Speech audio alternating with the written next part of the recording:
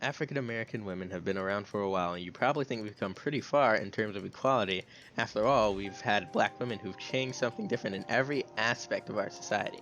Well, truth be told, we have come a long way, but we still have such a long way to go when it comes to the portrayal of black women in society. And it's even worse because not only are they faced with the challenges of being black, but they are also faced with the challenges of being women.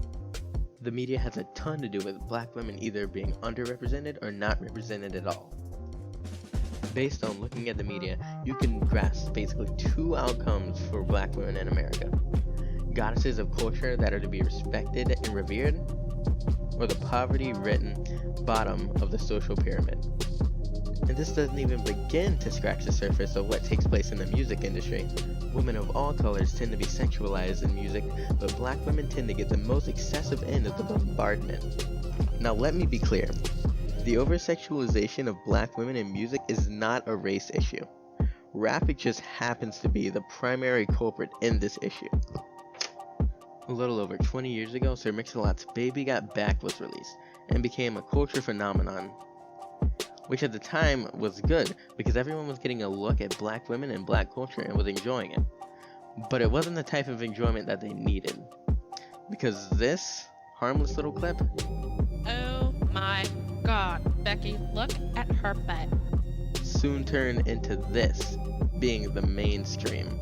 This constant degrading of women of color in the media has fed into this mass problem of systemic racism in America. With systemic racism being echoed through the halls of society for every culture, it's no surprise that black women, even at a young age, can face the hard truths of what society thinks about them. When you're not ghetto, you get seen as elitist. So when you don't act white, you're expected to act ghetto when you're actually something in between, which is the case for just about everyone. Not everyone can just fit into this or that mold. We're all just people, and we should be treated as such. Sadly, that's not always what happens. In the summer, I had received a callback for a job application I had put in about a month or two before. I was really excited. It was at this basic title loan place. I'd just be inputting numbers and data into a spreadsheet of some sort and doing some like basic administrative work. I dress up, I'm professional.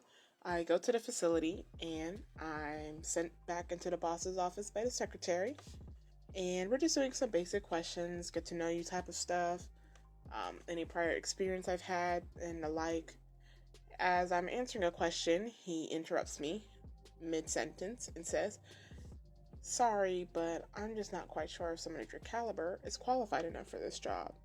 And in my head, I'm thinking, oh, it's because I'm 16 and have no prior experience, still in high school, that type of stuff. And as I try to go to explain myself, he interrupts me again and says, "Yeah, I'm just not quite sure if someone of your color is qualified enough for this job." And I'm confused for a moment, and I ask him, "Are you referring to my race as being why I can't do this job?" And he says, "Well, yes, because I've had experience with your people, and I don't think it's enough for the job to be done." And I'm outraged. So I stand up, walk out, and slam the door behind me, and I never walk into that place again.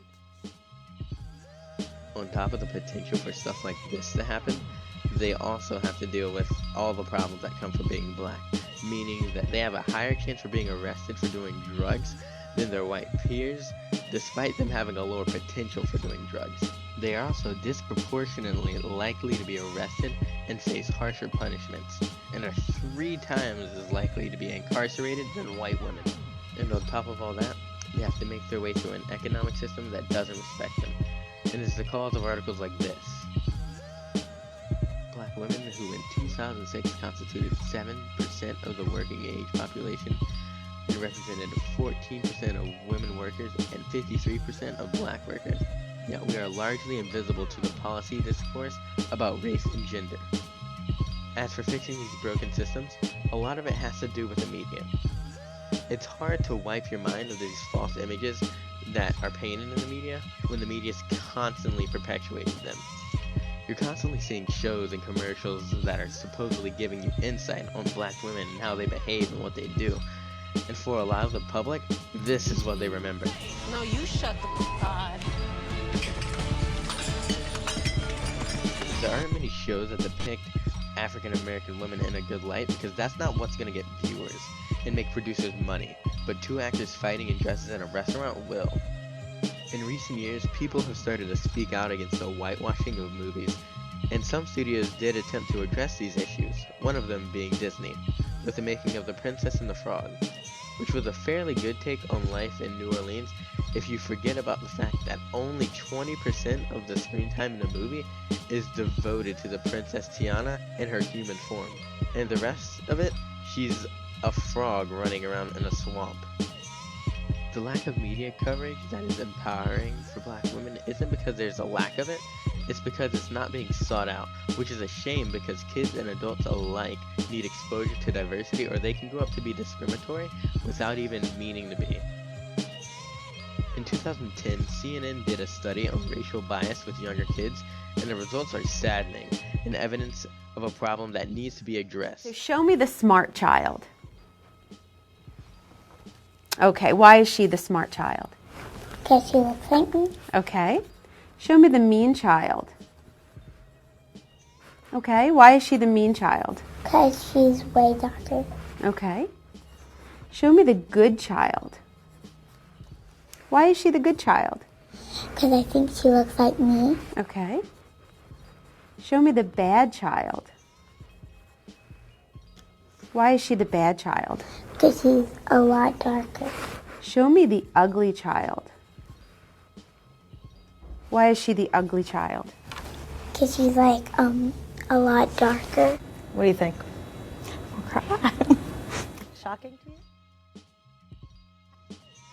Thankfully, there are tons of organizations that are trying to make a difference, but it's not going to be enough if the portrayal of black women continues the way it is in media and pop culture. Society is going to have to rise above the media and call them out on their wrongdoings. Otherwise, this perpetual cycle is doomed to continue.